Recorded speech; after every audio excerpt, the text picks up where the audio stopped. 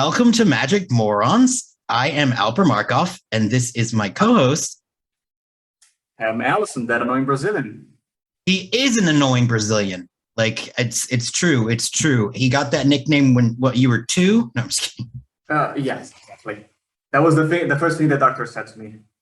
Really, where did you get that nickname from? I just gave it to myself. See, that's because he's not actually annoying. So tonight we're talking about Kamigawa Neon Dynasty. Dynasty. Yeah. Yeah. Neon, Dynasty. Cyberpunk, yeah, all the good stuff. Cyberpunk. And anime F reference, a lot of them, so yeah. Wait, so, I'm sorry, a motorcyclist went like, it's the loudest thing ever, I swear. Just like, you can hear the tiny penis from miles away. So I didn't catch what you said there. I didn't catch what you said. I said basically neon, ninjas, samurais, and a lot of anime references. I mean, so how familiar are you with like the original Kamigawa set? Because I'm not terribly familiar with it. I mean, it's way before my time. I've seen the cards. Schmidt just gave me like a whole a playlist of videos. Like, yeah, this is like the whole like walkthrough of the story in the original book, and I just switched portraits. And yeah, because I noticed the one that you were originally on has spider webs all over it for whatever reason. It's like, you see that like do you see that like the spider webs all over it? The dots. It was like right in your face, and I was like, that's not gonna do. Oh no, yeah, it was actually it was worse for me to stop thinking. You just cleared my mind. I just need to focus on the frame right now. What was I saying, by the way? But Kamigawa, how familiar are you with the original? Kamigawa original, yeah. Schmidt just gave me like a whole this is the walkthrough of the video. And I saw Ristic Studies about, like, the Ristic Study video that just came out about it. Mm-hmm. And I saw some flavor text. I saw some overall, but not detail by detail. Yeah, no, I don't know a lot about it either. I mean, I know I don't know what they are, and I unfortunately haven't had the intellectual curiosity to check like certain things, but I know that there is a lot of inspired from like Japanese history and all that good stuff. They seem to have done a really good job, I gotta say. Like the set looks really promising. I mean, it's kicking the shit out of Innistrad, to be honest. It's already like wiping the floor with it as far as creativity goes, which it pains me to say that. It is really original. It's like, if you see things like, for example, Innistrad in itself, Theros, and many other blocks, Ravnica, like when they repeat the set or like they come back to the set, they usually do something maybe not the original, maybe something different. They are basing the set upon itself. They don't have like that original font. They have already something established in the set. And on Kamigawa, they just like did a 180-degree turn and never look back. Like, that's amazing. I don't want to make this about Innistrad, but I feel like they really, it was so underwhelming. It was so apart from Innistrad, we can say Kamigawa may be one of the most favorite blocks, maybe, or most talked about. It's certainly, I know that Innistrad is technically the one that they say is the most like fan favorite, but after this last visit, and then with the insult to injury with the double feature, that too is just salt in the wounds, because it's sort of just reminding everybody about what it really was not. And so after, it's like, I feel like Kamigawa is going to become a superstar from this, and rightfully so. Okay, so we're going to talk about some of our cards that we are excited about, which mainly is, for me, there's just like one. I know it's like, there's a few, but for me, there's one that I wrote you earlier today, and I sort of shat my pants and bled, and I didn't actually shit my pants. I peed a little, and then I shat my dress. I was wearing a dress, so that was great. Yes. So I shat myself, and then after I recovered, I shat again, because it's that exciting. So why don't you start with one of your favorites, and it better not be the one that's my favorite, because I'll be super bummed. There's around 11 favorites. I need to eeny, meeny, miny, mo, one of them. You have to eeny, meeny, miny, mo. That's one that's not Mark II. No. That's it. Yeah, I made sure to select that. Although that's one of my favorite parts. I'm gonna start with something that may be more intricate to my nonsense, but yeah, it is Tameshi Reality Architect. It's a Okay. legendary creature. So it is a Moonfolk wizard, and whenever one or more permanents that are not creature go back to your hand, you draw a card, and this ability is not trigger. It is only triggered once per turn. The second ability is the fun shit. So you pay X and a white. You take a land that you want, like on the battlefield, and go bring it back to your hand, and you can take sorry, I actually had to think, why do I have the card in Portuguese? I just realized it now. I have it in Portuguese. Let me just go get the card in English because I want to explain it. Do you want to restart the explanation, or is that what? Yes. Okay. Yes, well, I mean, and by the way, as you well know, it's not Portuguese. You speak Brazilian. We've discussed this. I mean, I'm just really? saying, yeah. You keep forgetting this. I have to remind you constantly. It's almost like you don't believe. Sorry, you know damn illiterate, so.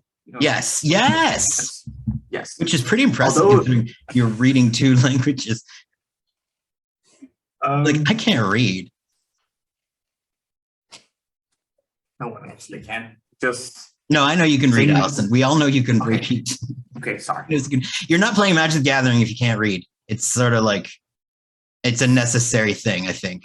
There are some fella who you may look at them playing. Do you think so? You think that there might be people who are illiterate playing Magic? That'd be a tough feat to pull off. I mean, it'd be fun though. Imagine being illiterate and winning the fucking Power Tour. I mean, I wonder, I bet that there's more of a chance that there are people who are playing Magic that are both blind and deaf at the same time than illiterate, statistically.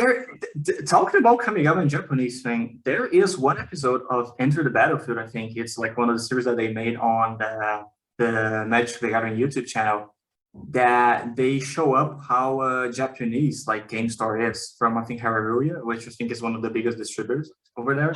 And they interview this player, which is blind, and he has the cards. I think he has special sleeves. Does he have brailles? Braille? Yeah, of it? Wow. He have it on the sleeves, and he makes sure he just says the only problem is I also have to constantly ask my opponent to declare his board state. But apart from that, that's I'm with that. Frankly, I'd be that's not a problem. I mean, maybe it's a problem for you, but I think that that's fair because that's dude. Because we play over the internet. I mean, you're playing over the internet.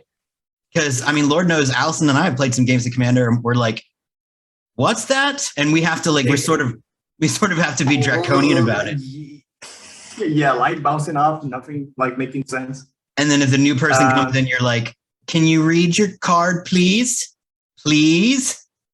You're "What?" I'm sorry, your voice cut out and rinse and repeat. Do you think that some people don't like reading their cards because they are trying to get something sneaky in? I swear to God, there's some people who like to do that. I think we played a game or two with maybe people who are trying to not read their cards out loud, and not because they couldn't or they didn't remember, but because they were trying to sneak something in. Or maybe you just go I imagine this card is powerful, so I'm not gonna read it because I don't want to make sure. I already know it's powerful, so I'm just gonna, I'm gonna go bullshit my way through this. And then meanwhile, I'm I'm playing a Teferi's Protection. Period. Because that's how I play. Well, I read my hands. Talking about the first protection, the cards. Yeah. So yes. Tameshi, I already have it in English right here. Tameshi Reality Architect. It's a legendary creature, Moonfolk wizard. Whenever one or more non-creature permanents are returned to hand, draw a card. This ability only triggers once each turn, but then you can play X and a white, does not need tapping.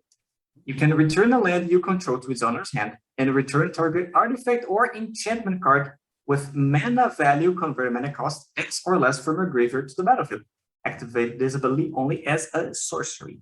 So first and foremost, this is Azoriousness. Exactly. Yeah, this is Azoriousness. But the problem is, you see, when you can bounce a land back to your hand to take an artifact or enchantment to the graveyard back to your battlefield, That's What my hard. mind exactly? Not only that, and you happen to draw a card only once each time. What I have, did I told you about my Is It Landfall deck? Oh God, no. I mean, I feel like I would remember hearing about Is It Landfall, because that sounds like a pineapple, like up the rectum kind of fun to play against.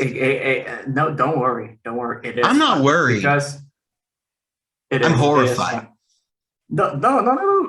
That's the kind of thing, this creature. And that's why it is on my list right here. Because this fella right here, I don't know if it's a he or she, maybe he. It's instead of the Is It Landfall, now with this fella, I can make an Azorius Landfall deck.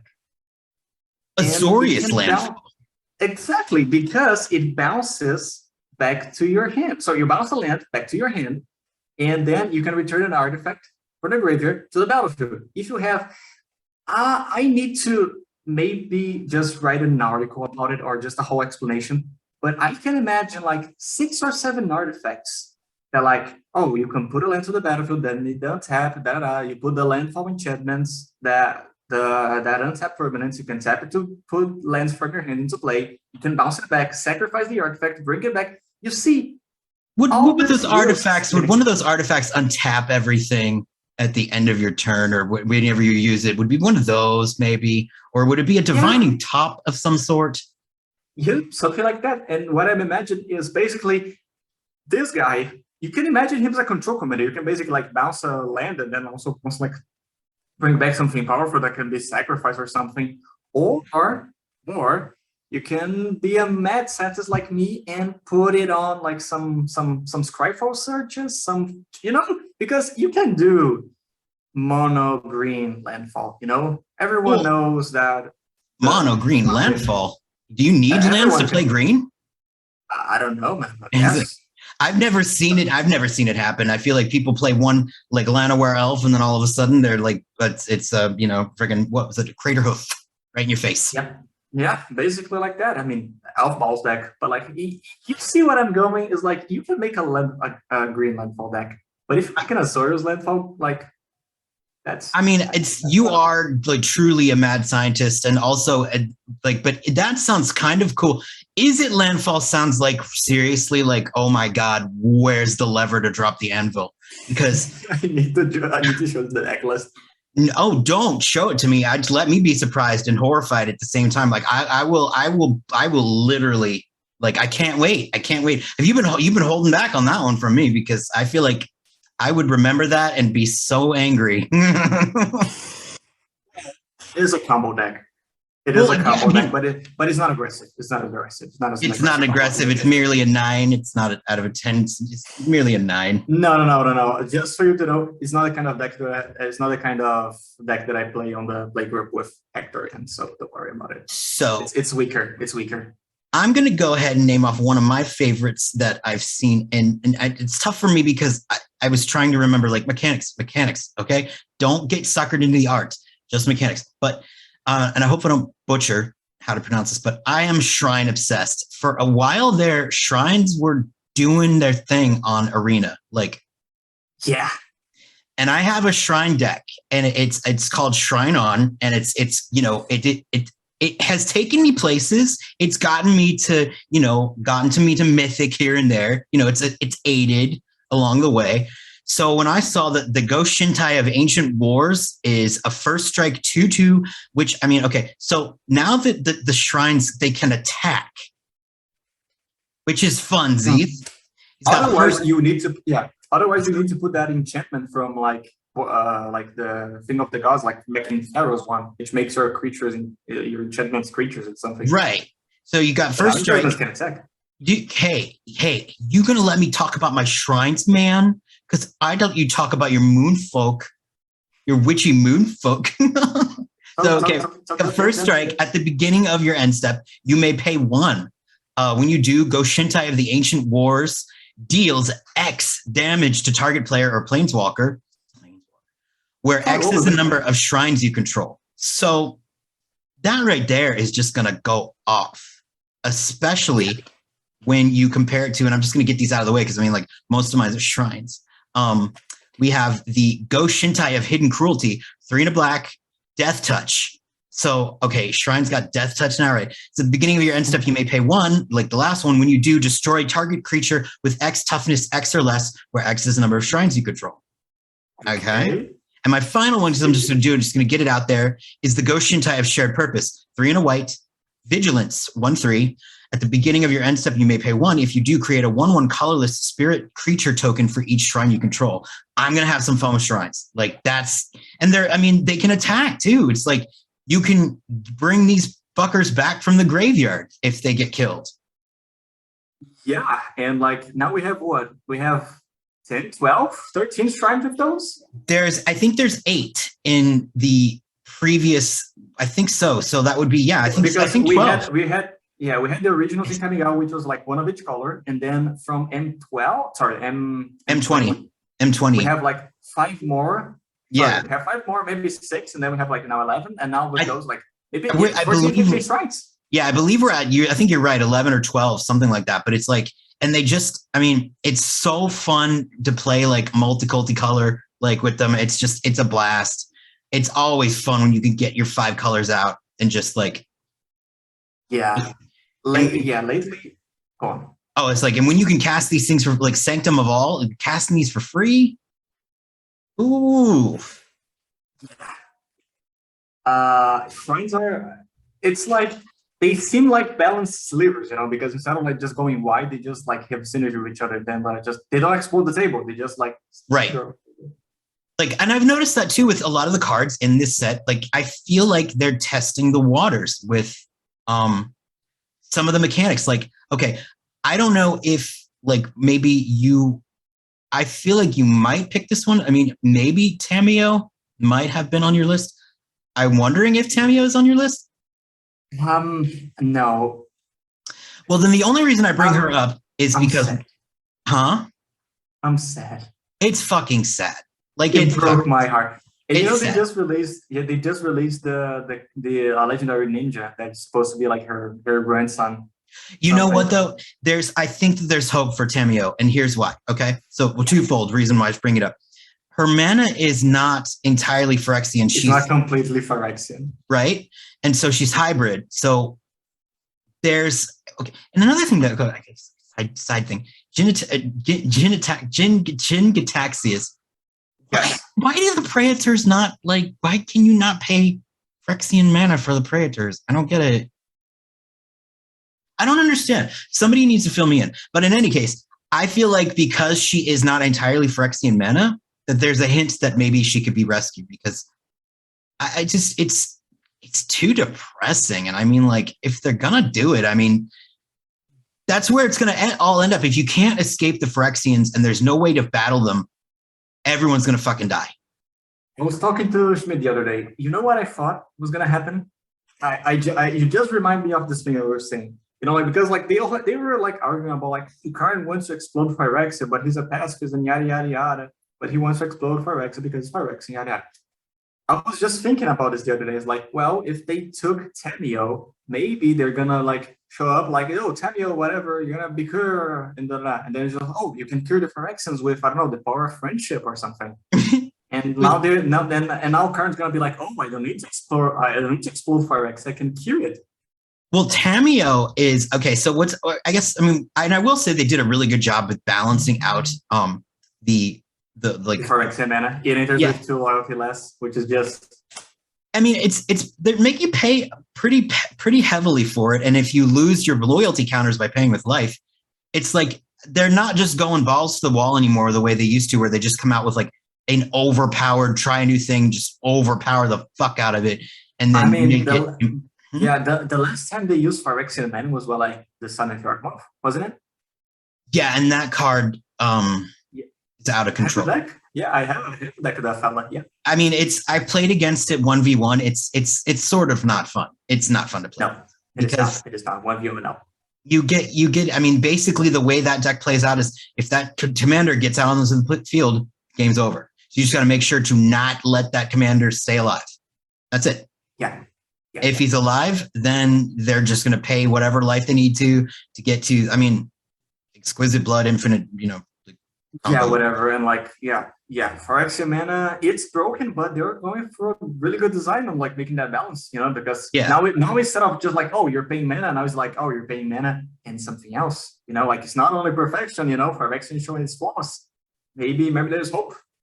Yes, and I feel like that there is like I don't know. That's my guess. But so you did. I mean, obviously the Tamiya is really depressing, but we'll move on from it. The artwork though for Tamiya's completion is super haunting. I don't know if you saw it.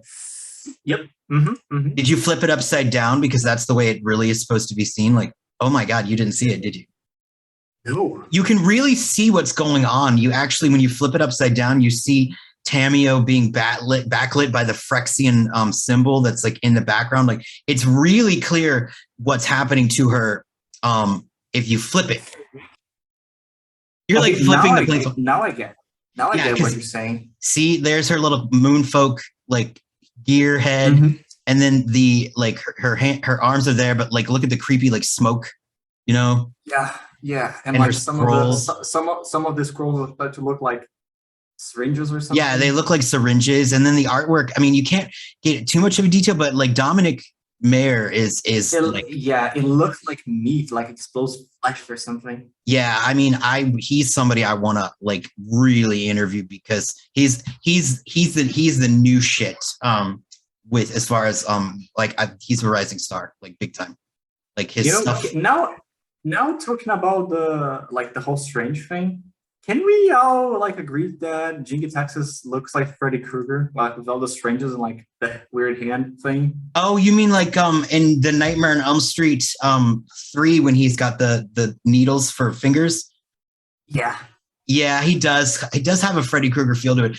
I mean, it's fascinating that they made him like a sort of he's like a physical threat too, because I always looked at him and I was like, how could he possibly be a physical threat? Like he's so uneven. Exactly. He's not like there's a meme that's Jingy Texas on the computer just like how yeah, he's very he doesn't have much of a spine, like he's sort of like yeah, he's that sort of fella that like, oh, he's not gonna like take over you. He's gonna put you on a table, strap you on, and then you're gonna fear him. Like you can probably punch Jingy Texas. Did you pick Jin as one of your cards? I figured maybe you might. No, because I just think like that's too. I would think like that's an obvious thing. Like he's the mythic of the set. He's the praetor of the set. Like he's fine. Don't get me wrong, but like I was imagining like talking about some more intrinsic cards. So okay, intrinsic away. What do you got? Because I have a degree in game design. You see, you have what? What? I have a degree in game design. You see, I need to use it. That's right. You just graduated. I just graduated. Oh, graduated. You did it. You passed. With but I actually played one of Allison's games. I had fun playing it. I had fun. It was Did it have a name? It was Through the Lab. It was like punch the button and make something happen, and I would get so mad at myself when I couldn't figure it out. But in any case, so what's the next card that you have on the shopping? Now that you just lived at this point on enchantments, and the shrine deck, and before we go into the tangent, we can start talking about like I want to talk about like two things related to each other, maybe three. The first and foremost is Brilliant Restoration. Brilliant Restoration is just like you just pay 3 and 4 white mana, which is like 3, 4, 5, 6, 7. It's like 7 mana, but then you return all artifacts and enchantment cards from your graveyard to the battlefield. Like, I mean, those sort of effects are like massive. Are like the casual battle cruiser commander. They are fun. Come on, like if you're having a shrine deck, you're gonna bring all that, like just bring everything back to the board and something. It's not a reprint, it's another new card. So just bring it all back to the battlefield. And that would count for all the shrines. If somebody managed to shrine you, like take out your shrines, you could bring them all back. And now that was mono white, right? That's mono white, yeah. But like there's also this, which appears to be a cycle. That I'm just gonna grab two slots right here to start talking. Yeah. If you go and see like Junkai Naturalist, like he's a 2/2 enchantment creature, human monk with life. Oh yeah, and, enchantments. that appears to be a cycle because we have Junkai Naturalist, we have the Enthusiastic Mechanaut, which is the Goblin, which is also an artifact and reduces the cost of your artifacts. But then you have like the Enchantress, which is Selesnya. We have the Goblin artifact, which is Izzet. We have the Rat, which is for ninjas. Yeah, I guess so. We have nothing for nothing else, at least. Not so far, but it's like this cycle of 2 mana, 2/2s that reduce by 1, and are also the type that they reduce. I feel like Jukai Naturalist is going to be a really big. I think that might actually be a pain in the ass. Because it has lifelink, right? Well, not just the lifelink too. Like that's enough, but enchantment spells cost 1 less, and it's like there's already like so many like spells out there that make enchantments cost nothing. Like I've lost to the ultimate combos already. To the enchantment ultimate combos. It made me want to play enchantments, but then it also made me like feel like I shouldn't because then I would be a bad person. Enchantments are weird because what differentiate them from artifacts is like they seem to be like you need to invest more because once they're destroyed, they're just like gone, especially auras. But they have a weird synergy that people tend to maybe underestimate. Well, Jukai, he's going to make Heliod cost 2 white. Oh. Yeah. It's all coming together now. Yeah, that's what I'm saying. Like he's going to make Heliod cost 2 white. He's going to make the other one that makes the other ones cost. The one that was put out in Modern Horizons 2 that I think it's a green and it makes everything cost 1 less. That one's just going to cost 1. Like it's basically he's going to have things being cast for free before you know it. You just have that and then Enchantress on your deck, and then you could just like pretty much through, right? Yeah, you can basically like deck yourself and win. Like I mean, and he's uncommon, you know, like he's an uncommon. Yeah, it's gonna be hard to find. It's probably gonna be one of those like In standard, you'll be able to have 4 of them out at once. Yep. I mean, and you know, like in historic, it's just like I think he's going to be a problem. He's already at 95 cents, and that's just now, like, just and that's pre-order. Yeah, it's like for $1 for an uncommon already. Just wait and see. Like I feel like they could have at least made him legendary. Ooh. I mean, there's already no, it's in Enchantress. They're like 2 mana. The one that got released in Modern Horizon 2. I'm like, oh no, that's different. Yeah, it makes it cost less. It's out of control. I think. I mean, I'll look it up now. While you tell me about your next card, but I'm going to look up the other enchantment card that I really like. I wish I remembered the name of it. But what's the next one that you picked? Out of curiosity. Just a quick honorable mention. I got Globe Shrieker, which is just I don't know how to play this card, but I just look at this like I like what they did, you know, because it's a 3 mana. 3 mana Golgari, in this case, 1 generic, a black and a green.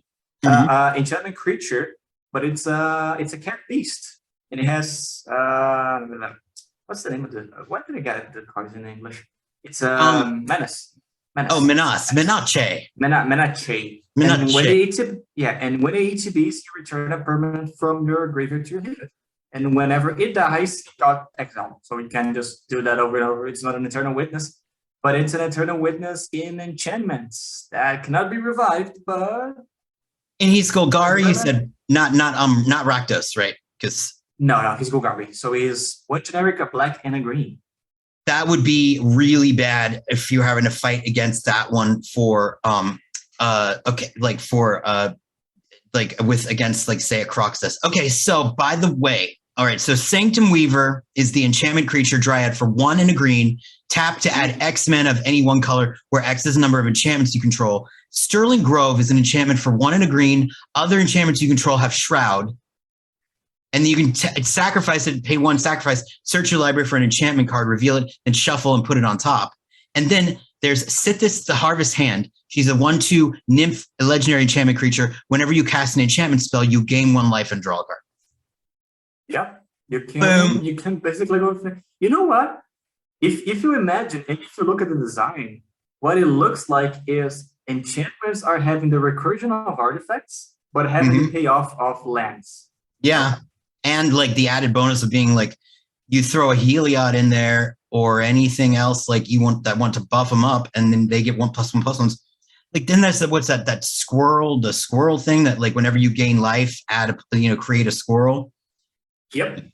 Yeah, toss in a few clerics there, a little bit of life gain in there, and Dusty Fusty. Some enchantress, and boom, you got enchant back. Yeah, all of a sudden you're gonna have like a 20/20 like cleric where there's no escaping it. So that one I predict is actually gonna be a problem. I think. Sounds like it. So, shall we talk about the Mardu star? Go on. We can talk about the star of the tree. Okay, because I mean, I know that you picked this one too, but it's only because you were copying me, and I have to say that Ishin, 2 heavens is 1 is 3 heavens is 1 as far as I can say. I mean, he's a 3/4 Mardu for 1. Avi, red, white, black. And he is a legendary creature, human samurai, that if a creature attacking causes a triggered ability of a permanent you control to trigger, that ability triggers an additional time. Edgar Markov came a little bit just seeing this card. Like, that's all I have to say. That's it. Yeah. I'm going to turn him into a vampire no matter what and make that happen. You don't even need to turn him into a vampire. I know, but I mean, but think of the possibilities. If you get, you could do it with Olivia Voldaren, you could do it with New Blood, you could do it with the Captivating Vampire. It doesn't. I just want this to be a vampire so bad. Like I mean, and I don't know, is there a vampire like artifact coming soon? Because there needs to be something that artifacts into a vampire. Like that's what I want. That's my next wish. So why not Innistrad? Why not? You could have Innistrad given us any vampires that could have turned things into vampires. Oh no, we got blood tokens, which look, and blood petals, as well. Don't forget blood petals. They're important.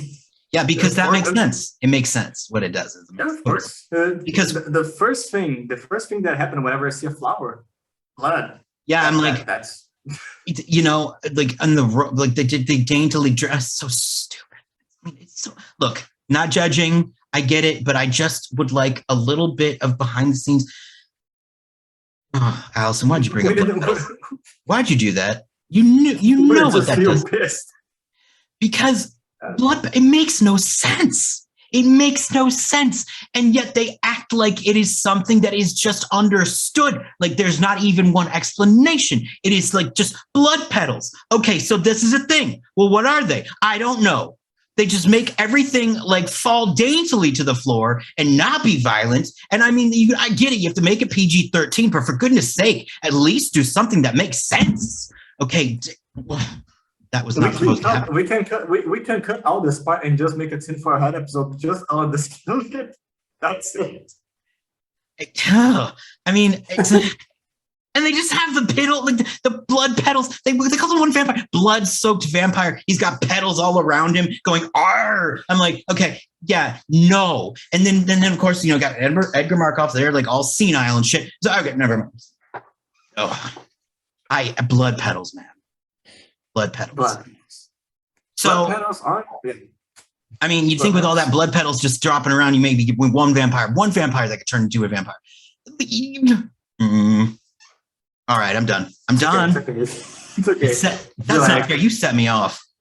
You did that just so you could watch me. Yes. I'm trying to pretend I did not. But yeah, it is weird that he is the ultimate samurai tribal payoff. He's like, great, right? Samurais do things when they attack, but then you as the vampire owner you have, you're just like, yeah, Edgar is gonna be amazing, and then you just had to talk, and it's like, yeah, no, Edgar's gonna be way better. Edgar's already good enough. This card is not a vampire. It does not synergize with the deck. It's already good enough about to get Markov. Just because you just get a thing. It's amazing. There is a card I can't remember which one it was, but I saw it earlier. I should have taken notes, right? But Blood Petals. There's a card in the set in Kamigawa that says the Legends rule doesn't apply. Yes. I can't remember what color that was. Was it green? It's an artifact. It's Mirror Gallery. It's okay. Wait, mirrored. Okay, there we go. Okay, so there you go. Right? Like Mirror Gallery. That's the card. That's the card. Okay, that one I'm excited about because, or is it Mirror Box? Okay, Mirror Box. So you got the quote. It says it's a three drop artifact that says the legend rule does not apply to permanents you control. Each legendary creature you control gets +1/+1. Each non-token creature you control gets +1/+1 for each other creature you control with the same name as that creature. Hello. Yeah. I mean, now Sakashima. Like again, the Legends rule doesn't apply. I'm going to find a way to make Edgar tokens. I'm going to figure it out. What's better than one Edgar Marco 48 that Marco's out swinging with the double strike, with the +1/+1 trigger doubling. Can you imagine like mirror boxing the samurai, making a bunch of him and then dropping Daddy Markov? And it says that, it triggers twice. Well, what if there's 3 of them? That's infinite amount of times. I mean, I know it's 6, but like for me, that's infinite. There's got to be a way. I mean, it's not infinite, but it's just enough. Because, it's enough to make like one Edgar triggers already like devastating. Yeah, he turns everything. He +1s everything once. So with that guy out, he gets a +2 for everything. If that guy's out, and you somehow manage to get multiple copies of him, make tokens of him, and then just Magical Christmas Land turn him into a vampire. Oh my God, it's endgame. It's endgame. Because then everything. How many clone spells do we have in Mardu? Well, the thing is like I don't know if there's a lot of clone spells in Mardu, but there's got to be something in like either a Planeswalker that I'm not thinking of, or an artifact, like something. Probably an artifact, just probably an artifact or something. There's gotta be. I mean, you can get the white and populate. So you only need actually like 1 token. That's a copy, and that's all you can populate with white because white with green goes into populate territory. Now I'm scared of this card. Sorry, I'm just scared of this card because like a friend of mine has a Sakashima and Corrupted Thumbless deck, and that deck has like, of course, it's instant and sorcery. Just like you just make any ritual, just like with 3 Corrupted Thumbless, just like a lot of weird white. Right. But now I can imagine like instead of him doing an instants and sorceries deck, he just makes a cloak deck, put that thing into it, and just like swing like, I don't know, he has like 48 Sakashimas, just swinging like 400 damage or something. And you know what I think is crazy too? Okay, so did you know about Secluded Courtyard, the uncommon land? This name is not weird to me. Okay, so this is it's a land. It's an uncommon land. As it enters the battlefield, choose a creature type. You can either tap it for 1 colorless or tap it to add 1 mana of any color. Spend this mana only to cast a creature spell of your chosen type or activate an ability of a creature or creature card from the chosen type. This is way better than the Unexplored Territory, which was an Ixalan. Yeah, or this is an uncommon. It's literally like, there's so much for Edgar Markov in this deck. Why is there so much? Untapped. Yes, and you can use it to activate an ability. So if you wanted to use it to cast a new blood to turn your samurai into a vampire, you could. I mean, where was this support for vampires on Innistrad? There's literally a Blood Petals. Okay. It's PTSD, man. Yeah, I can imagine. You know what that is? The way I'm not gonna get into it. No, I'm not gonna incite it. And I'm not gonna incite it. Man. I mean, and so go with your card next to your card. Moving on. My card. So we have. Well, I have some fun. So pick a number between 1, 2, 3, 4, 5. Pick a number between 1 and 5. I pick a number between 1 and 5. Yes. 3. Oh, 3. 1, 2, 3. Okay. So Reality Heist. Okay. Reality Heist, I really love it. Reality Heist is basically 5 and 2 blue for an instant that costs 1 less for each artifact you control. But then, see if this test reminds you of something. There's a ladybug in my microphone. Be gone. There's a ladybug in your microphone? There is a ladybug in my microphone, and it's gone. You make a wish? No, I just killed it, actually. You killed the ladybug? I think so. I flipped it, so I think it's either in or really far away. Who kills a ladybug, you fuck? They're like the sweetest, like, they're called ladybugs.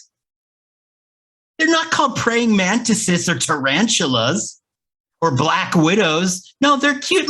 Did you kill? Oh, you didn't do it. I take that back. We're cutting that out. People won't like you if you kill a ladybug. Who kills a ladybug? I just did, I guess. You make a wish. You blow the ladybug away. The little ladybug with the red and the black with the looks like the... Yeah. Oh, you're a piece of shit. God, monster. Why don't you go kick a puppy? All right, you murderer. It's right there. No, it's alive. It's right there. It's alive. Okay, good. I hope you're not lying, because I'll leave it in now because the ladybug alive. But I mean, goodness gracious. I mean, people are going to turn on you, man. Ladybug, like you assaulted a ladybug. It's moving. Okay. Yep. All right. Out the window. Out it goes. Yeah, there goes my luck for the year. No, happy dinner, everyone. So reality, whatchamacallit? Reality Heist. Reality Heist. So yeah, so it's 7 and 2 blue. 5 and 2 blue. Costs 1 less for each artifact you control. It's 7 mana, but it can cost less. And then you look at the top 7 cards of your library, and you can reveal 2 artifact cards between them and put it into your hand, and you put the rest in the bottom of your library in a random order. So basically, we can have like cards like Treasure Cruise. We have like Digs for Time, which are basically like, okay, you just exile a bunch of cards from your graveyard, and then you just like, okay, massive value in blue. You know, like you just look at the top 7 cards and grab one, put it in your hand. Reality Heist is just for artifact decks. I just love it, because if they're making Reality Heist a thing, that for artifacts, that means you can find a cycle in some. You know, like there's you remember what we talked yesterday, like exploring new designs. You know, so like we have now basically dig through time for artifact decks. Right. Well, and it's as much as I don't want to bring it up, like that looks like it would be right at home in like a horrible Memnarch stacks deck, like. Just like you turn everything into artifacts, and then it costs 1 less to cast for each artifact you control. And then you look at the top 7 cards of your library, and I'm sure one of them is a Winter Orb. And then you just cast the Winter Orb, and then everybody wants to kill themselves, which is how I play. Huh? Yeah. Now that you just mentioned it, yeah. It's actually a really good card advantage piece. Yeah, you can get stuff done. Yeah, I mean, it's basically, I mean, at least it's merciful, because I feel like it at least like it encourages the stacks player to get it over with already. Like, you know, just do the damn thing instead of just like, you know, get those artifacts out, or at least take everyone's artifacts. Oh, that's the worst. But you know what? It's okay, because I got my Mardu Samurai and I'm happy. That's you get 2 triggers on each thing. You're gonna kill that motherfucker twice as fast. I'm going to one time I had my Edgar Markov turned into an artifact by Memnarch. It was so gross. I was afraid to ask, you know, if like something happened. It happened. It was a 3.5 hour game. I just recall you just told me the story. Yeah, I just remember right now. You told me the story. It really is literally like I stopped playing for a month. Yep. I just recall that now. You're telling me the story. Jesus Christ. I'm sorry. I'm sorry about that. I remember you telling me that shit now. Oh Christ. Yeah, but you know what? I don't think I've ever gonna meet another person. I mean, I think at least now, like I was new to the game, but I think now, like knowing if somebody pulled that out, I'd be like, yeah, no, I'm gonna go now and play like something else for a few minutes, because this sounds like a bad idea. But all right, so let's move on to your final 4. We're gonna do this thing. Yes. What's number 2? Number 2 is Invoke Calamity. And I just love the art. I just love the art because it's a lot of different swords and it's anime things. So like every anime, it's Final Fantasy VII. Everybody, you just have like 200 swords. It's 4 red and 1 generic, so it's 5 CMC total. It's an instant. You may cast 2 instant and/or sorcery spells with total mana value 6 or less from your graveyard and/or hand without paying their mana costs. If those spells will be put into your graveyard, exiled instead, and you also exile Evil Calamity. So basically, close your eyes. It's a 5 mana spell.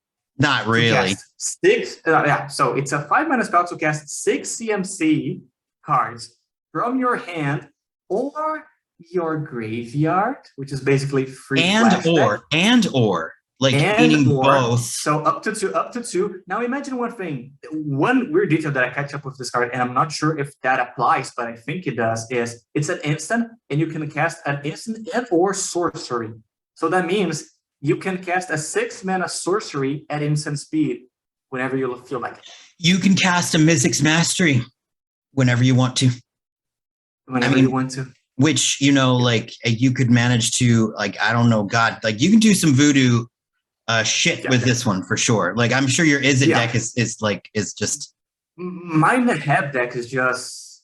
Oh God!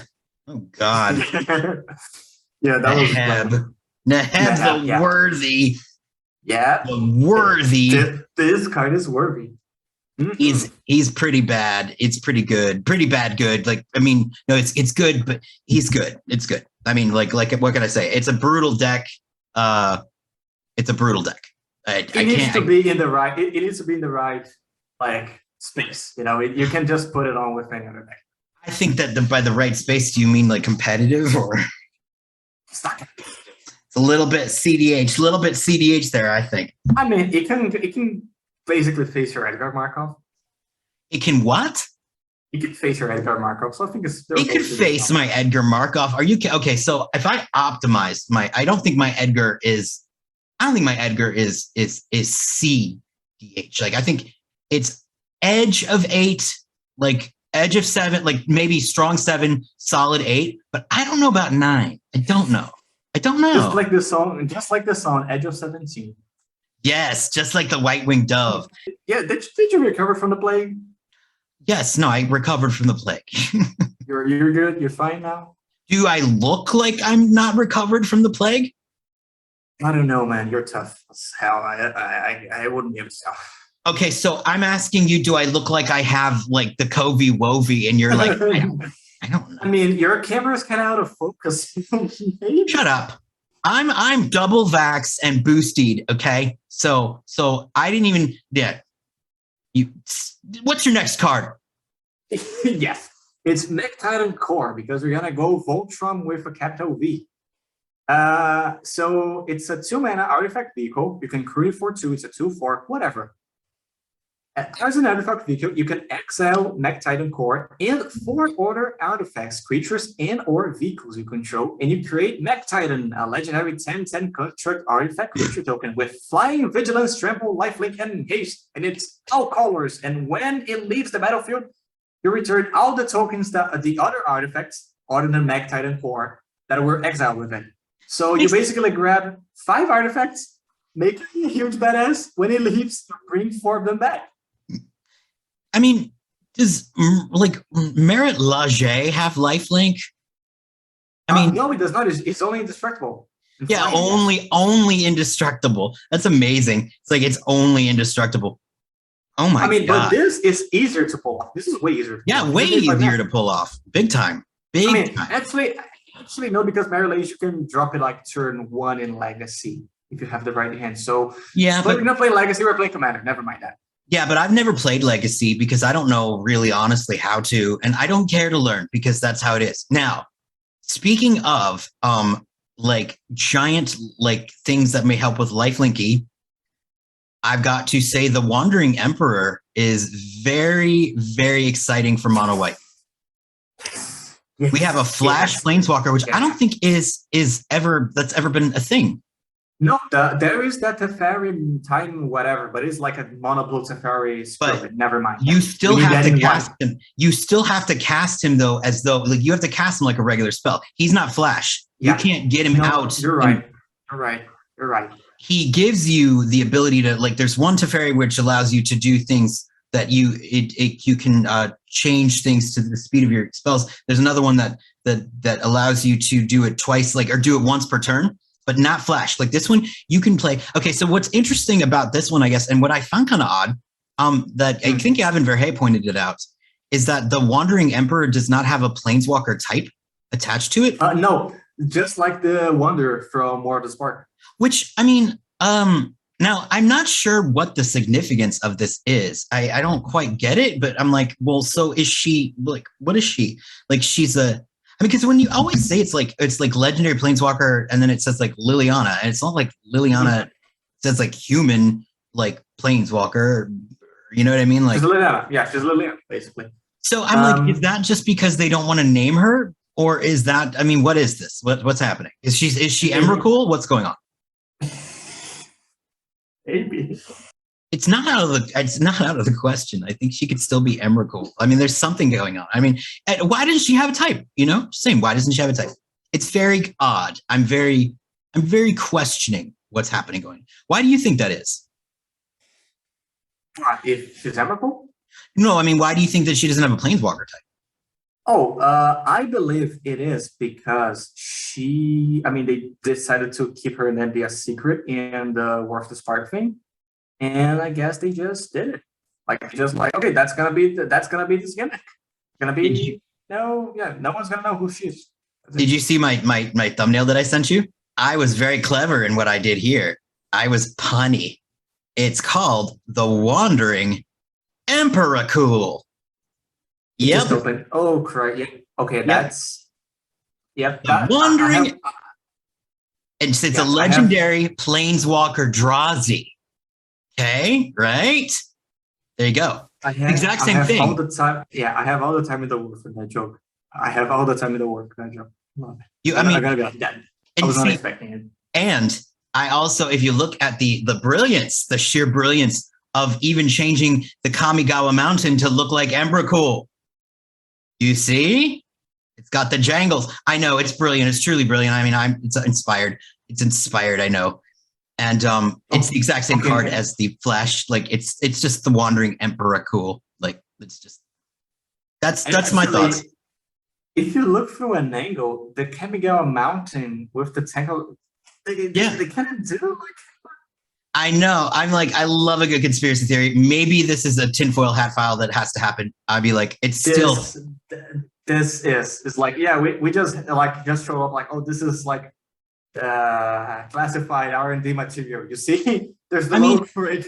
They have to come back. There's so like, okay, there's something going on. I mean, and okay, another thing about Innistrad that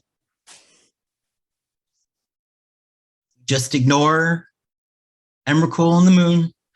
Not one thing is said.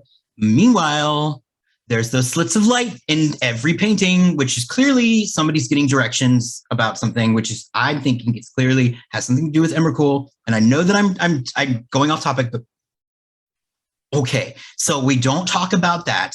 We don't talk about the giant squirming floating elephant in the room that's on the moon. And then you just move on and like, I mean, and then blood petals. Okay. So like you do that. So we ignore Emrakul, we ignore like vampires needing to like be violent or like scary.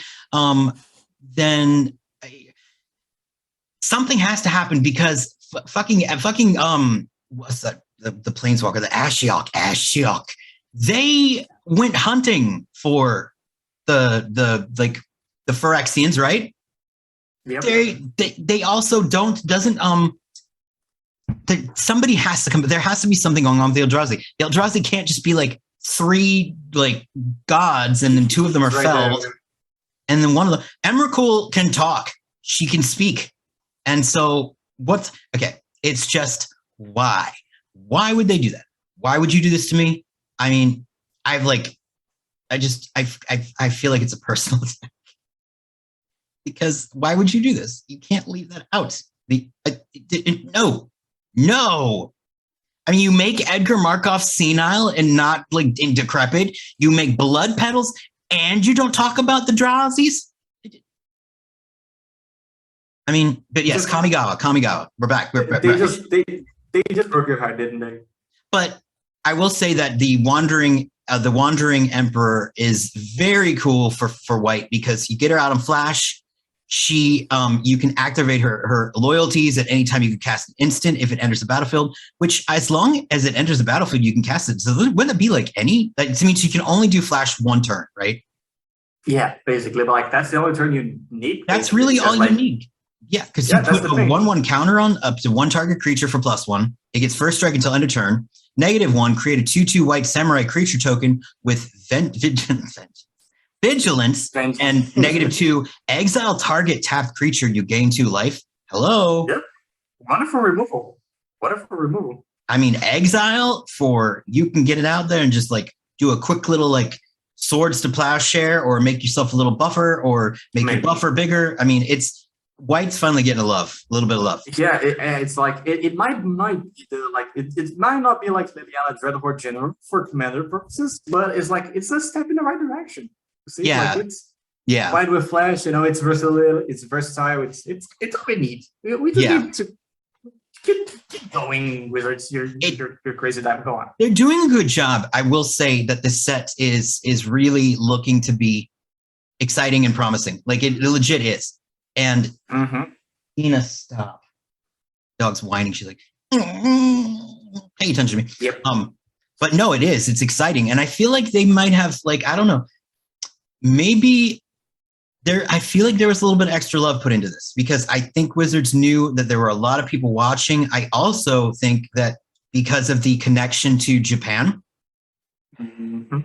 there were just ramifications that they had to worry about. Like they had hired, proper consultants for this and they're taking it very serious, which I get. They, I can understand that because there's no Innistradians coming out and saying, you're misrepresenting my culture.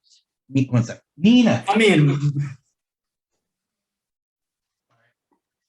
putting her up on the bed. Okay. If there is an Innistradian that can show up and say you're misrepresenting my culture, maybe you may be one of them because that's already the third round. I honestly, I think I'm the closest thing. I mean, like it feels sort of the same way that I feel being Jewish and with what's going on with it, with Mouse being banned, all that stuff. Which, and maybe certain people. Certain events that have happened lately, which are always fun, but back to we'll ignore. That's fun. Yeah, that's the good part of Magic. The good part of Magic. Yeah, no, I don't. I'm looking at it. I'm looking like at Kamigawa, and you see like enchantment creatures were not a thing of Kamigawa. It was like a Pharaoh's thing, and like you just see like they balance like really well artifacts and enchantment synergy in the thing, and they balance like we can see like cards, and one of those is one of like the ones I bring. It's like they bring back like many recursion, especially for artifacts and enchantments, like in all colors, in all ways, in white and maybe even in black or something. Yeah, they just went wild. It feels like that the only colors I feel like there's a decent spread of fairness amongst the colors. Like there isn't like there's a set that I gotta admit that green is not as powerful as the other cards or like anything new. Like you can see white being as good as green and black. Right. Maybe that's the one. Maybe this is the one.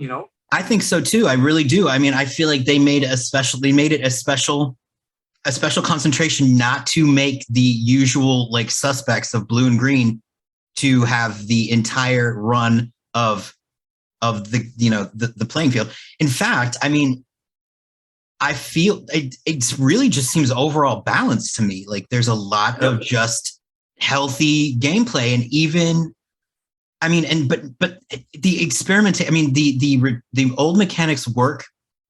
The new mechanics are really cool. If this is not a good set, then I'm not really sure what is, because I don't do you know any Final Fantasies? I'm gonna go with small tennis, but I'm gonna make the game. You mean like the game? Yeah, the game Final Fantasy. Have you played it? No, I've never heard of it though. No, sorry. No, sorry. But I've heard of the Moon too. You know that's I think but yes. What about Final Fantasy 1 through so, what 300? Yeah. How many are there now? They're gonna there are 15, and they're gonna release this. They're developing 16s. There is this thing on the Final Fantasy, like the whole games, you know. There's this thing on Final Fantasy 9, the 9 game, and on the critics they say it's the best game. But maybe like all the fandom mostly talks about the 7, you know, because Final Fantasy 7 was revolutionary for its like yada yada. Final Fantasy 9 is the more critically acclaimed, not because it's the best or the most, like with the most innovation, but it's the one that grabs like every single aspect that everyone loves about the Final Fantasy and make it like into one game. Yeah. So it might not be like your favorite, but it's surely one that you can look at and you cannot point many like faults, you know. And I'm beginning to see that Kamigawa is being like that. You know, like you're not seeing any wild thing gameplay wise. Maybe the Praetors, but like Texas need to be powerful. I mean, there's only one Praetor. Like I think that they're piecing out the Praetors one by one, and I think that's smart. Yeah. Like it seems like they're doing that with a very like, and you can't bring them all out at once anymore. Like they're already on Phyrexia. And like as you see, like they basically like fixed. They bring back ninjas, which everyone loved. They fixed samurais, which everyone loved, but didn't make a deck out of. They bring back synergies with enchantments that we haven't seen before. Right. They brought back designs from specific cards from other sets. Right. Which they just adapted, which is amazing. Yes, there's so much friendliness to all the formats. Right. Vehicles from like they brought vehicles from Kaladesh, which were kind of broken, but now sounds like really well designed. Right. They brought back sagas as part of the thing, big time. Know? And turning the sagas like into creatures when they're done. Into creatures, yeah. The flip, you know, like they mix like the werewolf stuff, like the flip cards with the sagas with creatures. And that's just amazing. You see, yeah, because like it's like I think what's the ones? I think it's a mono white saga. I wish I'd written it down, but it's pretty brutal actually. The Fall of Lord Conda. That sounds good. Can you read it? What it says? Yeah. So hold on, this shit's in Portuguese. It's in Portuguese. I don't know. I'm just comparing that in English. It's a mono white, right? It's a mono white. Yeah. So like 3 mana. First, exile the target. Yeah, exile target creature and opponent control with mana value 4 or greater for 3-drop, right? Okay. Yeah, for 3-drop. Each player gains control of all permanents they own. I mean, if somebody has stolen something from you, does that automatically gives it to you back, right? Am I mistaken? Like you would get back anything that was stolen from you. Yep. And then it exile it and transform it when it comes back out as a fragment of Conda. It's got Defender, and when it dies, draw a card. It's a 1/3. Curious part. This is actually one thing of the Kamigawa history that I know, because the whole drama of Innistrad of Kamigawa began with the Lord Conda, which is a mono-white villain in the set. He stole a dragon egg. He basically stole an egg from one of the kami, like one of the dragon gods. Yeah, and that's why like the spirits come back to like the human world and like start killing the humans, because like this lord stole the son of one of the dragons, basically.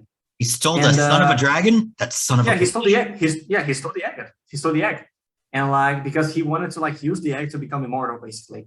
Was he trying to make an omelet, or what was he doing with it? Like, did he sit on it? I don't know if like he just, I guess, dude, don't know. I don't know. He just like, I'm gonna steal a Kami's son and I'm gonna become immortal. That was his plan. What happened is he became immortal. They turned him to stone, and they broke the stone because he's technically alive, but now he's like broken. So he's just like he got what he wanted, but he didn't realize. It's the face worse than death. So is the space worse than death. And that's really on point flavor-wise, because if he's got Defender, he can't attack. He can't attack, and when he dies, you draw a card because you need to see that son of a bitch dead. That's really good. I mean, see, what did the Blood Petals do Innistrad. That is similar to that. No. Again, I ask you. So yeah. So you got what? One more card that you want to talk about? I think. Is it one more? We can resume that in. I think like I would just like have like a nod to some of the cards. I kind of just do like some quick honorable mentions, which is like we have basically two Yamazaki brothers again. Back in the original Kamigawa, we have like two legendary creatures that were the exact Yamazaki brothers. They were like exactly the same. They were like twins, and the cards were the same, but they were different. And now we have like, come again? They were exactly the same, but they were different. Yeah, in a sense of like we have two cards, I think, or we have like one card that is a legendary called Yamazaki Brothers. Yeah, Brothers Yamazaki. Yeah, Brothers Yamazaki. So what it was is it was basically the exact same creature, but it came in the boosters with two different arts. So the thing is, they are basically twins, but they were two different things, but they are the same card, but because they're twins. But basically what happened is they were legendary creatures, but basically the legend rule didn't apply to them because they were brothers, they were twins, but they are the same card because they're twins, but they're two separate cards. And that was just a fun like play with flavor kind of thing. Yeah. But now we have like this nod that is basically like the poet and the warrior. Right. Just like this. So basically we have like two exact twins, and now we have like this new generation that are basically like two twins, but maybe not exactly alike, not so alike. Like one of them's a warrior, the other one's a poet, or the one's a general. Yeah, that's actually pretty cool. And I'm pissed because they don't have partnered with each other. So I don't know. You're pissed about what? I'm pissed because they don't have partnered with each other, so I can make a commander deck out of it soon. I mean, I get you, but there's got to be some sort of trickery that you could do to get them. I mean, they have to have, like, if they don't, they have synergy, right? I mean, obviously. Absolutely. Like one brings back enchantments, the other artifacts. And if you have what about like, what if you played, what's that? Like, I'm blanking, but like, there's like that thing that it's like the changeling, the thing that. More from the Boundless. Well, not just him, but like what was that thing that came out in Commander Legends that like let you like tack on whatever commander you wanted to the end of it? It was like a colorless thing. The prismatic partner. Yeah. Maybe there's something you can do there with it. I don't know. I mean, I was about to be like, and that was illustrated by, you know who. But in any case, so yeah, no, that's actually really cool. Again, on flavor, really on point. No blood petals here. No blood petals here. Nope. Yeah. Do you know the thing behind the "You Are Already Dead" card? No, I don't. I was heard people talking about that. They're like, everybody knows the story behind this. I'm like, well, not everybody. Well, fair. Do you know? So there is an anime, really old, like back in like the 80s, if I'm not mistaken. Hey, some of us were born in the 80s, sir. Sorry.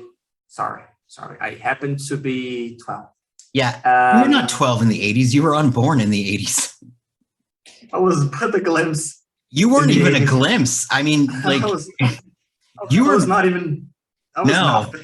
You were an egg. That's it. You were an egg. Maybe not even that. It was an enzyme. I don't know. No, you have to be an egg because your mom, when she was born with a set of eggs, and one of those was you. So you've been with her since birth. Isn't that crazy? Oh wow. Yeah, I know, right? So it's this manga called Fist of the North Star. Oh, I think I saw that movie. Yeah. So hold on. Probably a different fist. No, I'm just kidding. Oh, yeah. Don't get frightened. Don't be frightened by the gay joke. Don't be frightened by the gay joke. Go on. We're good. It took me a second to. You're like, oh my god. So what's the story? What is the story behind this? So basically, we have this like badass like super monk that had his wife stolen by a rival gang or something, and then he goes and punches everyone. But then he controls the North Star, which is like a sacred technique that the Kill Bill, like the 5-punch death, whatever. In the end of Kill Bill, they just like like that move that like just annihilates. Yeah, basically. So he has basically that because like he has like the technique is based on the constellation, so he like punches like seven parts of your body, and then you basically die. Yeah. And what happens is because he's a badass anime protagonist, what happens is he does that technique, and the villain goes like, "Oh, I didn't feel anything," and he's like, "You're already dead." Right. You just don't know yet. And that's his catchphrase, like he just go, "Yeah, you're already dead." And then the villain's trying to do something, but then he already did the technique and he just dies. So that's what that is. That's an actual reference to the. That's an actual reference. Yeah, that's the exactly pose he uses. Wow. I mean, and do you think that like how do they like not get sued, I guess? I mean, if you can imagine, like, it's not like a registered phrase. Like the character just knows. Yeah, you're right. That. You're right. And plus is like it's actually an anime trope because it's just like that thing. It's like, oh, I won ever since, like even before our fight started, and then she just like doesn't even like draw the sword, and the guy just dies or something. I guess that's an anime thing. That's an anime thing. If Tarantino referenced it, then it's clear. I mean, because like he's great. Don't get me wrong, but he's not somebody who comes up with original ideas, if you know what I'm saying. Like he loves to like reference. He meshes a lot of things together in a really cool like he's project basically. He's very good pastiche. The artwork's pretty badass too. It's Zoltan Boros. Like you don't see it until you see it up close, but it's like the ogre is like sliced in half. Exactly. As he's reaching for his sword. Yeah, exactly. And the flavor is also good because like, oh, you just dealt the damage and then you just destroy it. So like you're already dead is like the catchphrase that like triggers the thing because that original 1 point of damage that it took, that was the lethal thing. You just didn't know yet because I'm an anime protagonist. And that's the thing. So I think that's the one that Mark Rosewater was hinting at, where it's like it's a 1-drop thing that you could cast for one. And I think that was the one because like you're not gonna be able to cast this on anything unless something's caused damage. So this one's gonna make all your little 1-drops look like they're gonna be like a nightmare. Because if you have a little like I say, what's that great zombie from Shambling Geist? I think it's called, or Shambling.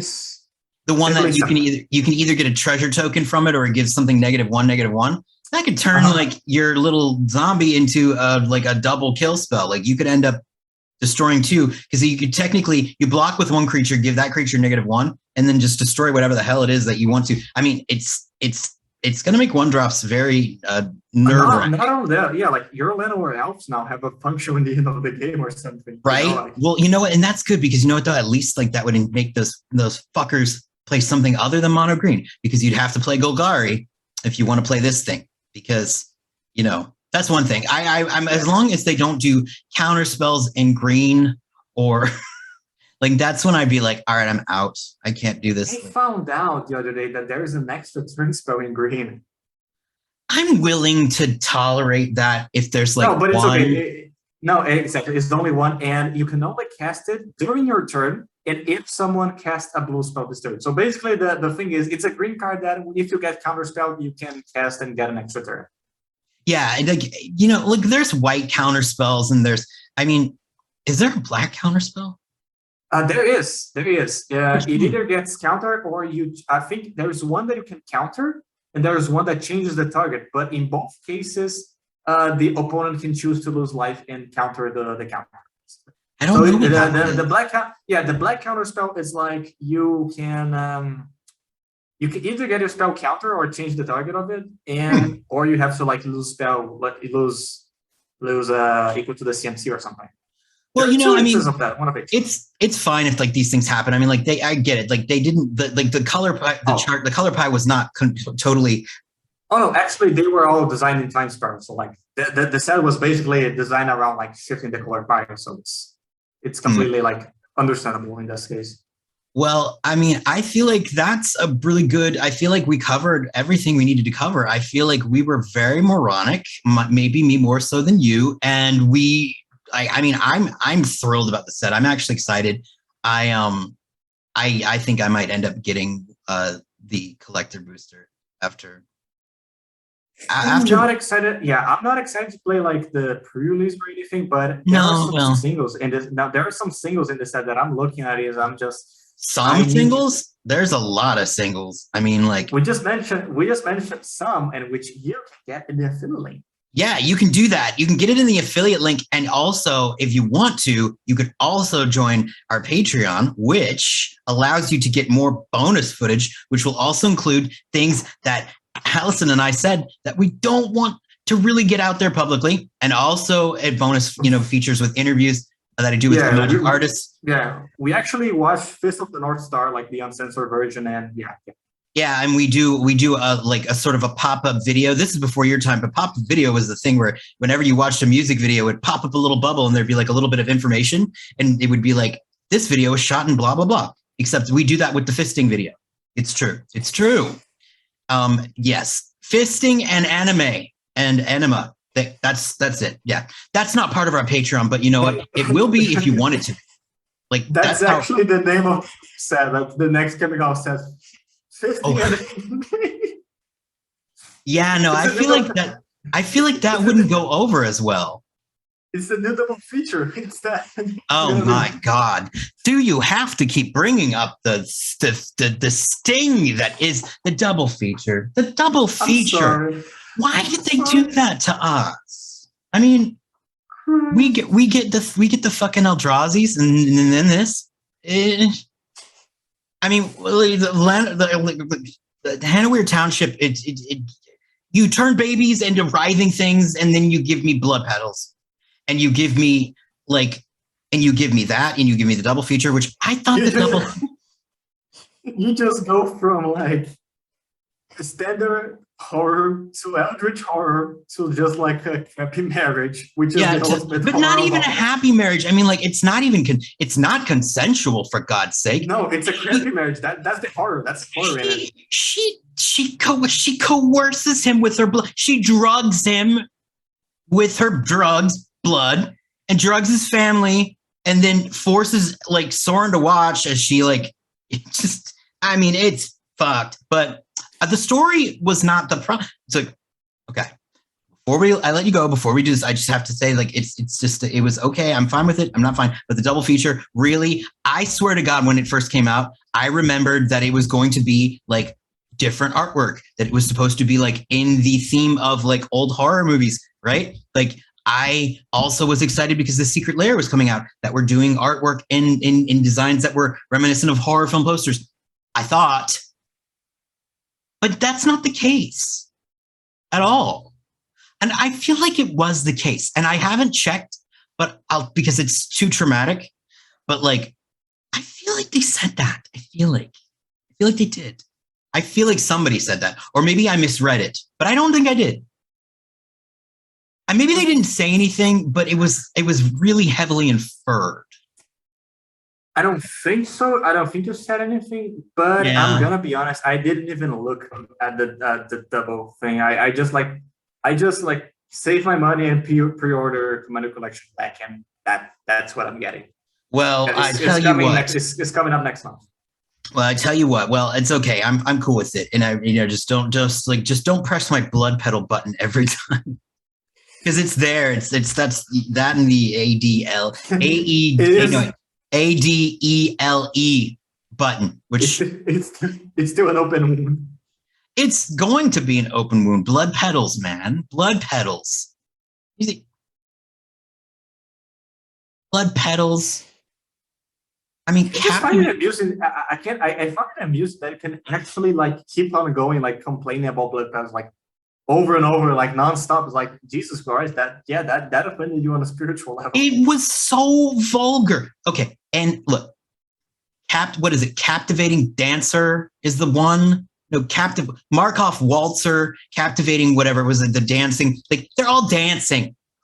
They're dancing. Everyone's happy at it. Everyone's happy in this run. And no, it's Captivating. What was it? It's Captivating Waltzer. Maybe not Edgar Markov, but yeah. It was something. No, not Captivating. What was it? It was the dancing vampire. What was the name of that son of a bitch? I'm gonna have to look this up, Allison, because it's like he comes out and then he's like, "Would you care to have this dance?" And then he flips into like the devastating dancer. And so now he's flipping the other vampire lady over and she's laughing. Like he's not even biting her neck. She's already a vampire. So there's blood petals everywhere. And mind you, also, again, the wedding's happening in broad daylight, never shot, because why not? I mean, you got to have daylight coming through the church windows on a set that's like supposed to be eternally night, which they didn't, that too, but never mind. I'm sorry. It's just, I'll never get over that. What? We didn't even need to, like, we didn't even need to worry. Like, we could just like shout the outro and just say like, yeah, for the Patreon, you just get like this exclusive. Yeah, you'll just get me like sitting there, we just get like extra ranting in between. I mean, I hope, hopefully that's entertaining, because for me, it causes me great pain. It's like such a. But ain't that what entertainment's about? Huh? You know what? I hope so. I'm hoping. I hope maybe my mortifying suffering over what happened to my just like neutered vampires is maybe there will be redemption. I don't know. But until then, this set kicked ass. Like Kamigawa, it made up for what was lacking. Absolutely. It fixed a lot of things. It brought a lot of things, and it constructed a lot of new things we didn't thought it was going to be possible. I'm in love. I'm still in love, I guess. I think that the only thing I could say for now is I think it's sayonara. Is that the way you say it? Yeah, that's the goodbye in Japanese. Yeah. And I also know Shigato no ato ni megasamenu na nikashnasha, which is a Gorillaz lyrics. It means when I in the morning when I'm waking up, I need some makeup. Like it's basically like, I wake up and I don't feel so good after a hard day, so I want to put on some makeup, which I know I've been there many times. Never put on makeup, but why not? What? Oh, girl. No. There's nothing more entertaining, by the way, like saying those lyrics. I used to love to go up to, like, when I was in college, like I would go up to my friends, like a group of my college roommates would be they were Japanese students, and they were doing their studies abroad, and I would go up to them and I'd be like, I know a little Japanese, and they'd be like, okay, and I'd be like, Shigato no ata ni megasamenu na nikashnasha, and they'd be like, like it's just they're like, what? It's like somebody coming up to you and saying like, I know a little bit of Portuguese. I'm sorry, Brazilian, and then just like firing out like go on in your Brazilian. Yeah, it's like I don't know any Brazilian, but I think you would maybe say capoeira. Capoeira. Jesus Christ. Well, and do you have anything to add before we hit the dusty trail? Dude, I have so many honorable mentions. I can just keep on going, but you don't honorable mention. You mention them because they're cards you want. You can't look. We can't be here all night with your honorable mentions. Honorably mention a final statement, because I already closed out. Just say goodbye. Yeah, you're right. I'm a bad presenter. I'm sorry. I'm like, what do you mean you have more cards to present? We're supposed to close that. I was supposed to. I'm sorry. Like, do you have any goodbyes to say? And you're like, I do. There's 8 cards I'd like to talk about. Yes, I would like to say goodbye. No. I'll first like to thank the institution, and then my father, my mother. No. The set's amazing. It's making even people that did not used to like Magic in my friends group starting to like, oh, what's this? Because they really love anime. And dude, it's just nailing every single going on. I mean, I agree. It's the kind of thing that I don't want to see anyone complaining about it on Reddit. I don't want to see people saying Magic are dying. I want people to look at this and be happy and just enjoy the game. I don't think that there's anybody. I mean, look, the people who are trying to complain too, it's like it's a whimper. It's a really unpopular opinion to be like, I don't like it. I wish they had kept it. Like the only things I see is that people complain. They're like, I wish he kept it old, and I'm like, okay. Well, I didn't really know what the old one was because I wasn't playing, so it's not as sacred to me, I guess. I don't, but I mean, it seems like it did not step on the toes. I mean, and it's certainly setting the stage up for New Capennia, which, I'm excited about, because this is a whole new plane.